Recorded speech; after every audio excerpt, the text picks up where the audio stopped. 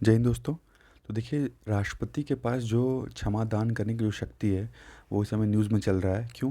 क्योंकि रिसेंटली क्या हुआ कि हमारे सुप्रीम कोर्ट ने केंद्र सरकार से ये कहा कि जो 1993 के मुंबई ब्लास्ट में जो दोषी है अबू सलीम, तो इसके जो है जेल में 25 साल पूरे हो चुके हैं। तो अब यहाँ सेंटर जो है वो राष्ट्रपति को एडवाइस देने के लिए अब यहाँ बाध्य है कि अब एक तरह से अब इसका जो है सुनवाई, मतलब राष्ट्रपति जो हैं अब इसके केस को देखें। अगर मतलब इनको अगर सज़ा कम करना है तो कम करें, या नहीं करना है तो नहीं करें, जो भी इनके ऊपर। तो अब यहाँ जो है सुप्रीम कोर्ट के द्वारा कहा गया है कि 25 साल जो है पूरे हो चुके हैं। अब सेंट्रल गवर्नमेंट जो है वो बाउंड है कि वो राष्ट्रपति को एडवाइस दे कि वो अपना आर्टिकल 72 का जो पावर है वो यूज़ करें। The centre could itself consider remission on the completion of 25 years. अब देखिए, 25 साल पूर्ण होने के बाद जो है सेंटर जो है खुद जो है रिमिशन कर सकती है। ठीक है, in terms of section 432 and 433। अब जो सेक्शन 432 और 433 हैं सीआरपीसी के, तो ये सेंटर को पावर देते हैं कि अगर 25 साल पूरा हो गया है तो वो जो है रिमिशन जो है वो कर सकती है, यानी वो जो कैदी है उसको सज़ा कम कर सकती है, या और भी जो चीज़ें हैं वो कर सकती है। तो इसके लिए अब सेंटर जो है वो राष्ट्रपति को सलाह देगी कि आप ऐसा करिए। वैसे आपको पता है कि राष्ट्रपति जो है वो किसकी सलाह पे काम करता है? तो काउंसिल ऑफ मिनिस्टर की सलाह पे काम करता है। Council of minister headed by prime minister की सलाह पे ये काम करते हैं। ठीक। पार्डन पार्डन मतलब क्या होता है? क्षमा मतलब एक तरह से क्षमा कर दिया था। मान लीजिए कि किसी को गलती से सज़ा हो गई है, या वो गलती नहीं किया था तब सज़ा हो गई, तो उस कंडीशन में जो है ये पार्डन का यूज़ जो है वो किया जाता है। Why need a pardon? देखिए, पार्डन ऐसे लोगों को दिया जाता है जो मान लीजिए कि गलती से फंस चुके हैं, या उस टाइम जो है उनका तो क्राइम साबित हो गया, लेकिन बाद में चल के पता चलता है कि वो तो निर्दोष थे। ऐसे कुछ कंडीशंस हो गए, या कोई भी स्पेशल केसेस हो गए, तो उसमें जो है ये पार्डन जो है ये राष्ट्रपति देते हैं।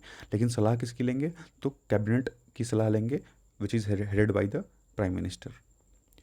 Pardons are sometimes offered to person who were either wrongfully convicted or who claim that they were wrongfully convicted। ठीक है, तो मतलब या तो वो गलत तरीके से जो है वो दोषी हो गए हैं, या एक तरह से उनको गलत तरीके से मतलब पकड़ लिया गया है, और वो दोषी नहीं थे। ठीक, वो निर्दोष थे लेकिन सज़ा उनको हो गई है, तो वहाँ पे यूज़ किया जाता है। Pardon are sometimes seen as mechanism for combating corruption. और कभी कभी जो है करप्शन से लड़ने के लिए भी पार्डन का यूज़ किया जाता है। ऐसे मान लीजिए कि अगर कोई जुडिशियल प्रोसेस का फ्लॉ की वजह से किसी को सज़ा मिल गई है, ठीक है, जुडिशियल प्रोसेस में फ्लॉ होने की वजह से अगर किसी को बेगुनाह को सज़ा मिल गई है, तो वहाँ पे भी जो है पार्डन का इस्तेमाल करते हैं। जो आर्टिकल 72 है वो ये कहता है कि प्रेसिडेंट जो है वो पार्डन कर सकते हैं, रिप्राइव कर सकते हैं, रिस्पाइट, रेमिशन ऑफ पनिशमेंट, और टू सस्पेंड, रिमिट और commute the sentence of any person. ठीक है, तो सारे एक एक वर्ड्स के मतलब समझेंगे अब हम। देखिए, पार्डन पार्डन का मतलब होता है कि जो कोई भी पर्सन है, अगर उसको सज़ा दी गई है तो सीधे सीधे उसको, चाहे जो भी सज़ा मिली हो, चाहे फांसी की सज़ा हो, चाहे उम्र कैद की सज़ा हो, यहाँ पे पार्डन का मतलब कि कंप्लीटली वो सज़ा माफ़। ठीक है, वो नॉर्मल सिटीजन की तरह वो बन जाएगा, उसका जो भी क्राइम्स होंगे वो यहाँ ख़त्म हो जाएंगे। कम्यूटेशन कम्यूटेशन का मतलब होता है कि जो पनिशमेंट है उसको थोड़ा कम घटा दिया गया। मतलब जैसे मान लीजिए कि उसको मृत्युदंड मिला था, तो उसको घटा के जो है लाइफ सेंटेंस यानी उम्र कैद यहाँ दे दिया गया, घटा दिया गया। या लाइफ सेंटेंस इसको मिला था तो उसको मिला के उसको 10 साल की सज़ा या 14 साल की सज़ा जो है वो दे दी गई। ठीक, तो ये कम्यूटेशन हो गया। रिप्राइव का मतलब होता है कि देखिए, अगर मान लीजिए कि वो अपना मान लीजिए कि अपनी बेगुनाही साबित करने के लिए थोड़ा वो समय चाहता है, ताकि वो सबूत वगैरह इकट्ठा कर सके, तो उसके लिए वो थोड़ा टाइम जो है मांग सकता है। तो रिप्राइव का मतलब होता है यहाँ थोड़ा वो टाइम लेता है। ठीक। रिस्पाइट का मतलब हो गया कि जो पनिशमेंट है उसको किसी स्पेशल कंडीशंस में कम कर दिया जाए। जैसे अगर मान लीजिए कोई प्रेग्नेंट वुमेन है, वो मतलब वो दोषी पाई गई है, तो वहाँ पे रिस्पाइट का यूज़ किया सकता है। या कोई ऐसा पर्सन है जिसकी मेंटल कंडीशन सही नहीं है, तो वहाँ पे भी ये भी एक स्पेशल केस हो गया, तो यहाँ पे इसको यूज़ कर सकते हैं। ठीक। तो यहाँ पे इनकी जो सज़ा होगी उसको रिड्यूस किया जा सकता है। रेमिशन देखिए, रेमिशन का मतलब है कि mean changing the quantum of punishment without changing the nature. मतलब बिना नेचर को चेंज किए। मतलब कि अगर सपोज़ करिए, अगर उसको 20 साल की जेल हुई थी, तो 20 साल की जेल से घटा के 10 साल कर दिया गया, या 10 साल की जेल थी घटा के उसको 5 या 7 साल कर दिया गया। ठीक, तो ये हो गया रेमिशन। ठीक है, नेचर नहीं बदल रहा है, बस साल जो है यहाँ पे एक तरह से कम कर दिया है, नेचर नहीं बदल रहा है। ठीक। अब देखिए कौन-कौन लोगों को जो है मतलब कैसे-कैसे 72 के अंदर जो कौन से ऐसे केस आएँगे जहाँ पे 72 का पावर इस्तेमाल किया जा सकता है राष्ट्रपति के द्वारा। जैसे मान लीजिए कोर्ट मार्शियल है, तो कोर्ट मार्शियल के टाइम पे भी जो है राष्ट्रपति यहाँ पे उनको जो है छोड़ सकता है। उसके अलावा जो भी ऐसा कोई ऑफ़ेंस जो किया गया हो यूनियन के अंडर, यूनियन के एग्जीक्यूटिव पावर जो है यूनियन का उसके अंडर में आता हो, ठीक है? तो वहाँ पे दिया जा सकता है। या अगर फांसी की सज़ा भी हुई हो तो राष्ट्रपति माफ़ी दे सकता है। लेकिन जो गवर्नर है हमारा, तो वो गवर्नर जो है वो कोर्ट मार्शल्स में जो है वो माफ़ी नहीं देता है, याद रखिएगा। अब देखिए क्या नेचर है पार्डनिंग पावर का। तो देखिए जो पार्डनिंग पावर है, जो क्षमा ये दान की जो शक्ति है राष्ट्रपति के पास, ये एब्सोल्यूट नहीं है। एब्सोल्यूट किस लिए नहीं है? क्योंकि ये गवर्न किया जाता है by the advice of council of minister. Council of minister के सलाह पे जो है ये जो है डिसीजन लेते हैं राष्ट्रपति, अपने उससे नहीं लेते।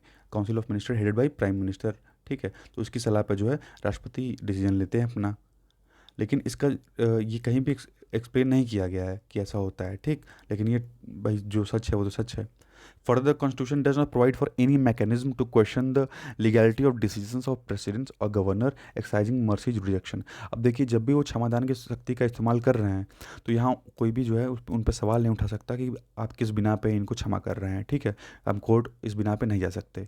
लेकिन देखिए सुप्रीम कोर्ट ने इपुरु सुधाकर केस में ये कहा कि जुडिशियल रिव्यू की जो पावर है वो प्रेसिडेंट के पार्डनिंग पावर पे भी इस्तेमाल किया सकता है, ठीक है? अगर लगता है सुप्रीम कोर्ट को कि यहाँ आर्बिट्रेटनेस जो है वो हुआ है, तो वहाँ सुप्रीम कोर्ट जो है वो जुडिशियल रिव्यू की पावर यूज़ कर सकती है, ठीक है?